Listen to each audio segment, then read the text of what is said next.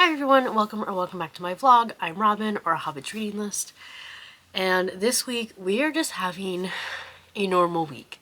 No themes, just reading as much as possible in the next 6 days because now I'm pretty behind on my reading goal. Oh, and spring cleaning. Okay, so maybe some themes.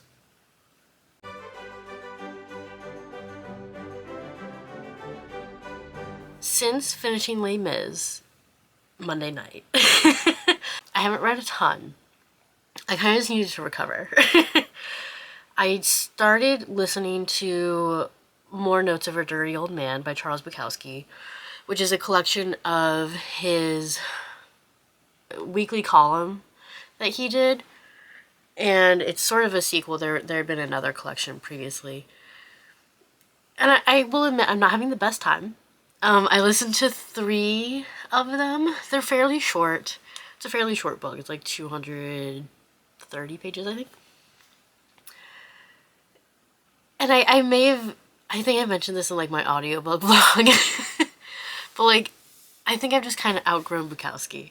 I can like some of his poetry, but in terms of like his writing about his drinking and women and gambling, it's just not for me anymore. But it's so short that it feels silly to like DNF it. So I listened to like 3 stories. They were kind of aggravating because like I just remember the last one, and it was about like a woman like coming to his house and him having sex with her and then her leaving. That was it. So what I think I decided I'm gonna do is I'm gonna listen to it, but I'm not gonna like pay a ton of attention.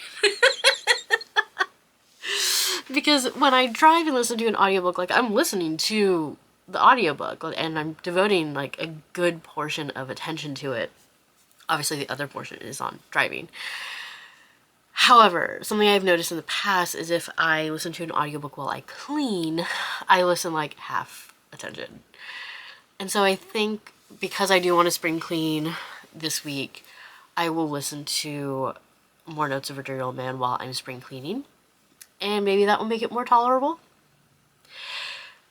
And in the meantime, for my commute, I used my spinning wheel and it told me that I was going to be listening to Into the Wild by Jon Krakauer, which is an account of Christopher McCandless, I believe, who in 1992 sort of like walked away from his fairly well-to-do family, gave up his inheritance, and went to live off the land in Alaska.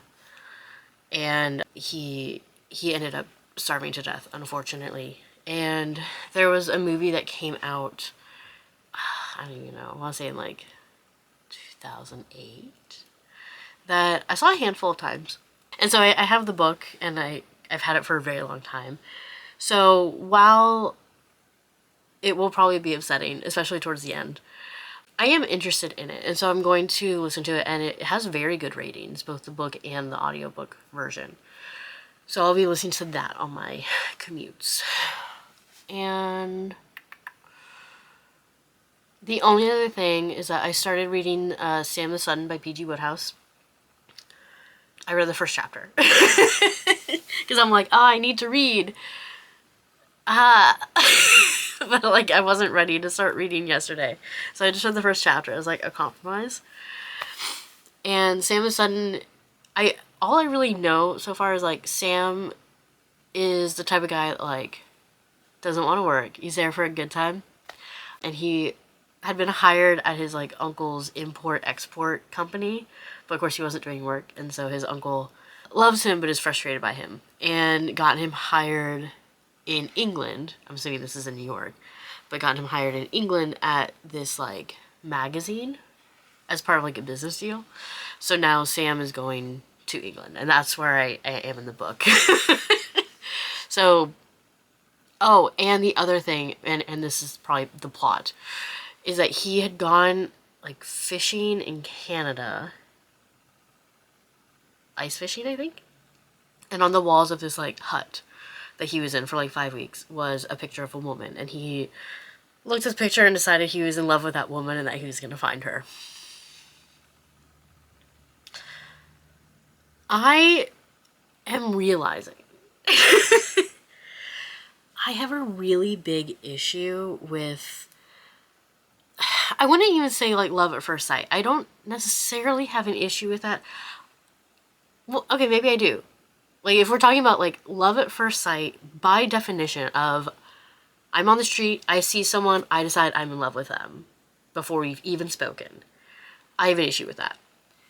If it's your first meeting with someone and you're like, I'm going to marry that person, that's a lot more tolerable to me because it's like, okay, you have at least exchanged words. So the whole like love at first sight thing is not my favorite. Unless it's like something like Fated Mates and then they actually like get to know one another. But like obviously Wodehouse isn't doing Fated Mates. So yeah, because that was like, it shows up a lot in Wodehouse and it was also in Les Mis and I'm just kind of over it. So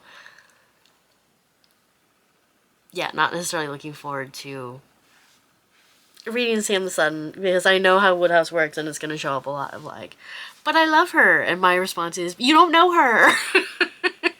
And so it's just going to be a lot of that and it's going to be aggravating. But that's what I read.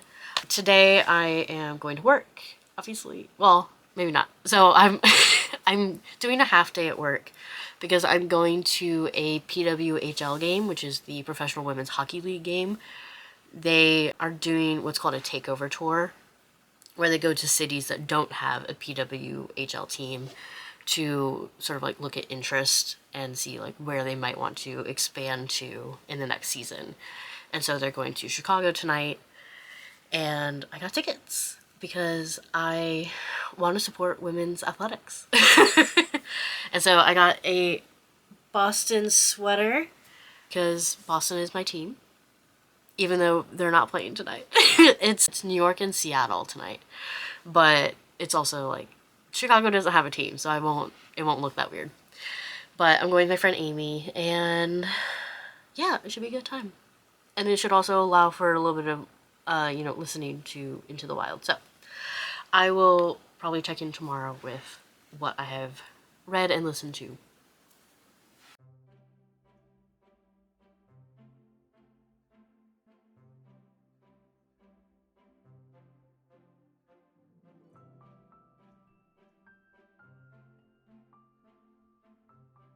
Okay, so I've done some reading. This is gonna be a 2-week vlog, by the way, so that I can get back on track because this upcoming Tuesday my TBR will be going up. So it's okay that I haven't filmed in like 4 days. But I am about, let's say like a third of the way through the Wodehouse book, Sam the Sudden. I talked about what it's about, yeah. Sam has now met the girl in the photo. Her name is Kay. And I already talked about the whole, like, love at first sight thing. But it's annoying. I have a hope that, like, Kay will not fall for it. Although I know she will. I know she will. I've read enough Wodehouse at this point to know that by the end, they will be together. That's not a spoiler. I'm really hoping she holds out. I'm hoping she just doesn't give in. And considering I'm at the first interaction of theirs, of Sam and Kay's, I don't think she will just give in because of how this interaction is going. So there's that. I'm also not a huge fan of Sam. I was hoping that I would really like him. But I do wonder if at this point I'm just a little burned out on Wodehouse and the way that he writes men and how they interact with women. I think I'm kind of over it. Just because, like, Sam is far from, like, the worst male character that I've read by Wodehouse. Like, he's fine. There is nothing so bad about him. He's no Birdie or Lord Emsworth. Like, those are top tier. But, like, he's fine. But there's some, like, casual theft with friends going on that, like, really bothers me. So, I made a joke with my dad this morning that, like, I think from now on, any book that has the whole love at first sight thing, I don't mean love at first meeting, but love at first sight, automatically starts at a 4-star. I think I'm just going to have to just do that because it's really bothering me. So, not having the best time with Sam and Sutton. Pretty much. That's the summary. Oh, and then I have started listening to Into the Wild, and it is... Look, it's not a feel-good book, right? Like, you know that he dies. Jon Krakauer doesn't, like, hide that.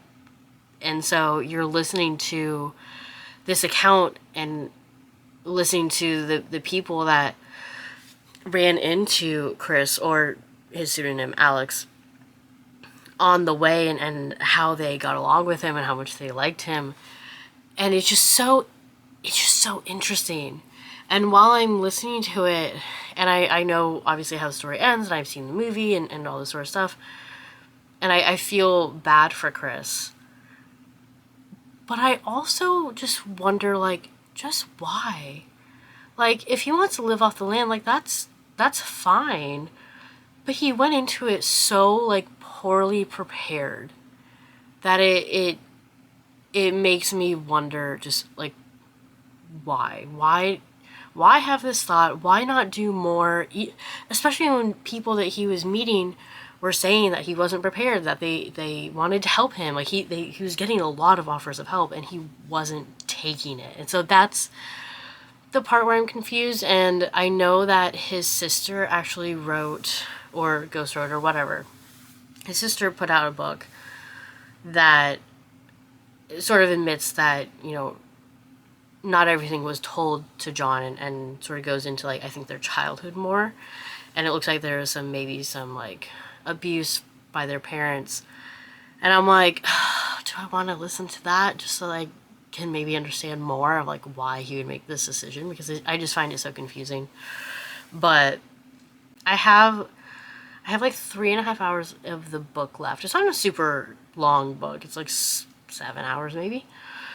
So I would say I'm about halfway through. But yeah, it's really interesting. It's one of those things of, like, I'm glad I'm finally reading it, but it's so depressing that I'm like, I probably won't read it again. So there's that. And then last night when I got home from work, I did some spring cleaning, and I decided that I would switch and listen to the Bukowski book, More Notes of a Dirty Old Man, which is, like, from his weekly article that he used to have. And I had made that decision because I have outgrown Bukowski. I have had this book probably about a decade, because I did go through a, like,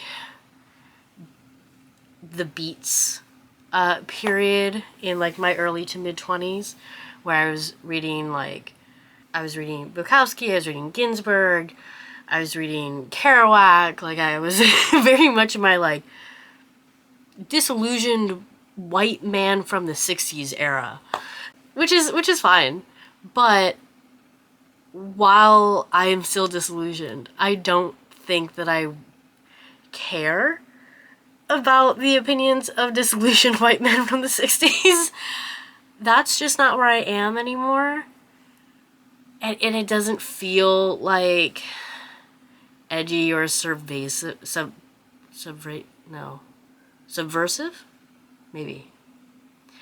Yeah, maybe. It doesn't feel... It feels icky. Like, it just doesn't line up with who I am anymore. And I don't care about Bukowski's drinking or smoking or his judgment of his fans or his obvious hatred of women but love of sex and the objectification of women. I don't care. However, it's such a short book. And like, it's not gonna get a good rating, right? But it is one of those things of like, all right, well, I can like half listen to it while I clean and get it listened to. I mean, I'll hate it. And I have so far. Like, I also have about 3.5 hours left in this book as well. And I just don't care. I'm like the epitome of ambivalence. So, yeah, I'm having a super good time with all the books that I'm reading right now. I didn't even think about that until I was like talking about it. I'm like, oh, I'm not having like the best time with Sam. Into the Wild's depressing, and Bukowski's pissing me off. So this is great. I love this. But you know what? It's okay. It's okay. We're just gonna get it done, and then I don't need to read them again. That's the spirit. That's what everyone wants when watching or reading vlog, right? Is just someone absolutely hating it. So what I'm gonna do, now that I've caught you up, I'm going to fill my TBR so that I have books to look forward to. Because to be quite honest, the rest of my March TBR is not making me excited. So I'm going to film April's TBR so that I have books that I'm excited about. Because once I finish these books, I will move on to those. And it'll be great. So that's about it. So I will check in later. And hopefully in a better mood, but probably not. So, yay!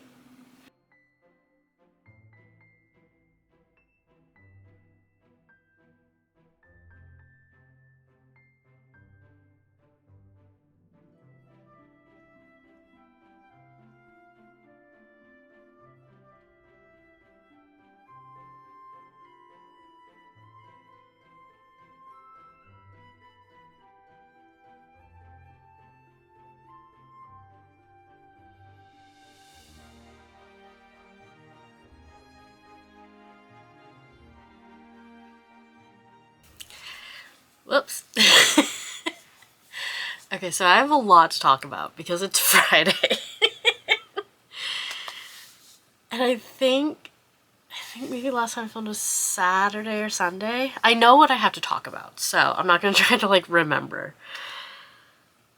Okay, I'm trying to go chronologically because that's the best way, I think. On Monday, I had to drive back to Chicago.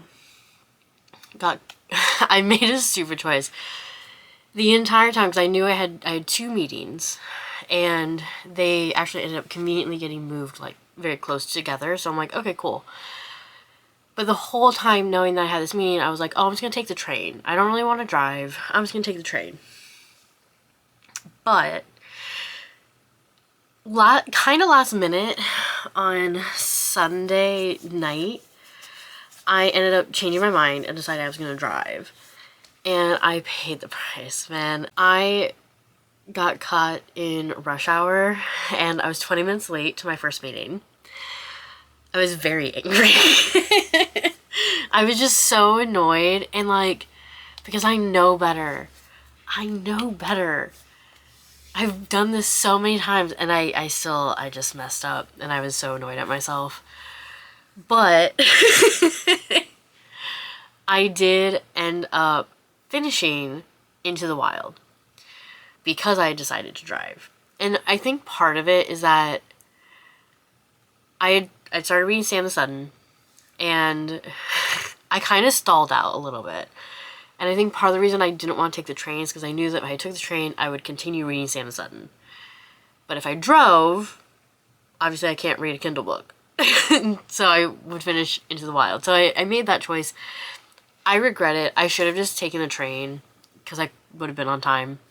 Because, like, I was annoyed at getting caught in rush hour and missing the nice weather, especially. And then the added stress of like being late, even though I didn't get in trouble, no one was mad at me, everyone was totally understanding, but like I felt really bad. So it's like, okay, if I have thought of taking the train, I'm just gonna take the fucking train in the future.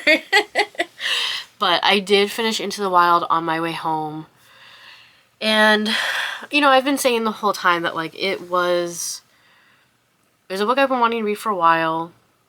It's just tinged with sadness the whole time, but also it's just such an interesting thing because you're trying to understand why Chris McCandless made this decision to give up his life and, you know, go into Alaska and not be fully prepared. That's the part that's confusing. Like, if he wants to escape into the wild, like, okay. But, like, he wasn't prepared. And he had so many people telling him that, like, you're not prepared enough for this. And he made it 4 months, which is impressive, but it's also just, like, it's just so confusing. And there aren't really answers. Like, there's not, like, a confirmed, like, theory about, like, why he died, like, after 4 months. The leading theory is that because of, essentially, like, I guess you're not supposed to eat, like, potato seeds, which I didn't know.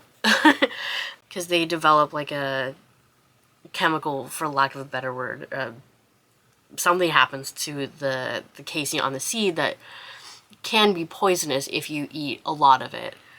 And there were, like, I guess, wild potato. I don't know if I should talk about this. Is this a spoiler? I don't think so.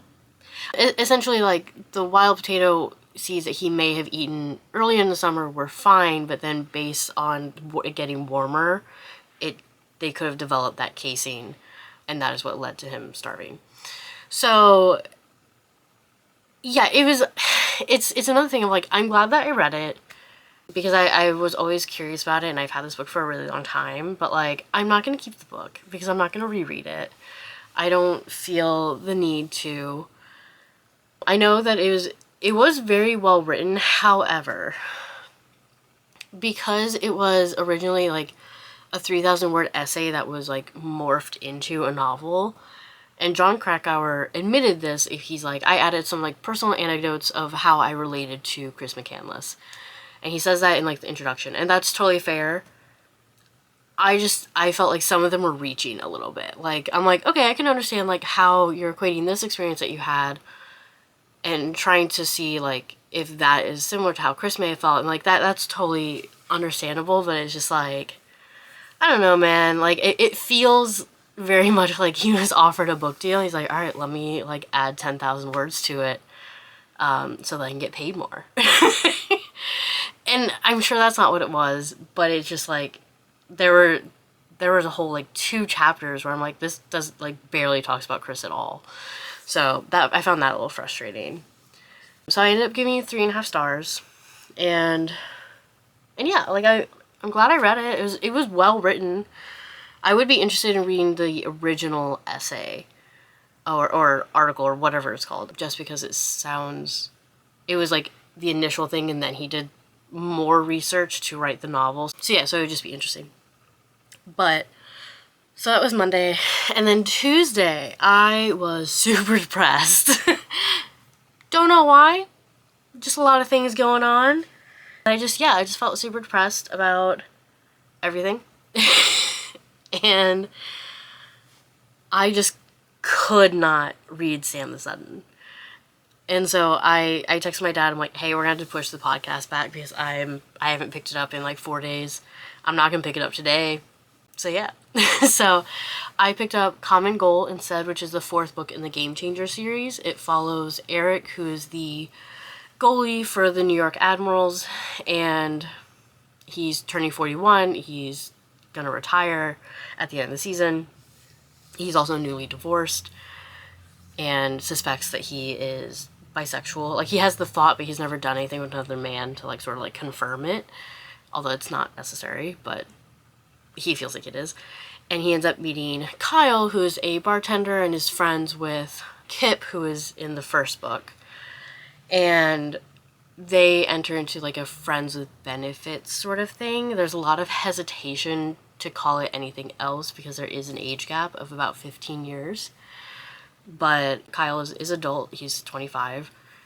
But that does feature heavily in the romantic relationship, in the will they won't they aspect of it.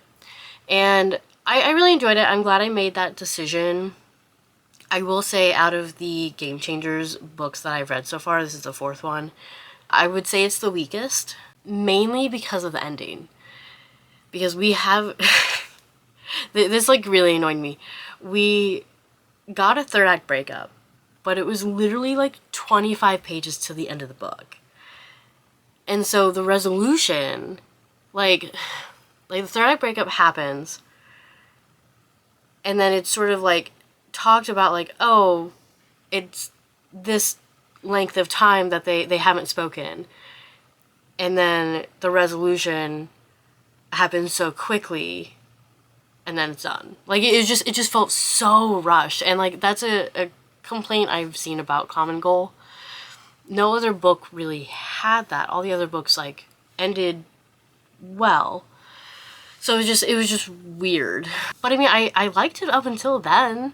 Like, until I got to, like, the last 50 pages, I'm like, oh, I'm really enjoying this. I think it makes a lot of sense. I wonder how they're gonna get past this, like, age gap thing. And, like, and then it just, like, happened. And I was like, oh. So I also gave Common Goal 3.5 stars because of the ending. So that was a little disappointing, but I did enjoy it up until then. Let me see. And then, so I finished Common Goal yesterday, and then I read 1 chapter of Sam and Sutton, and that was kind of it. I will try to read more Sam and Sutton today, but we'll see. I will get it done by Monday. I have to. But it's aggravating me. It is because of the whole, like, love at first sight thing. Like, it just really, really annoys me. Otherwise, I'm going to the office later today because I had a very light day at work. I didn't have that many meetings at all. And I'm like, okay. But I'm going to the office in a couple hours, and then I will go to Temple tonight, and then obviously I'll drive home from Temple. So I'm going to listen to the audiobook for, and I have it right next to me, for Treyf, which is a memoir about the author who grew up in an Orthodox community and sort of her rebelling against that, like, throughout her life. And so I thought it would be, I've had this for a while and I've had a lot of interest in it, so it'd be really interesting. And I should finish it Sunday, because at the speed that I listen to books on, it's around 6 hours. So we'll see. But yeah, that's what I have going on. So I'm gonna keep working on my to-do list, but that's my reading so far for the week. Sorry I had such a long gap between clips. Oops. Okay, so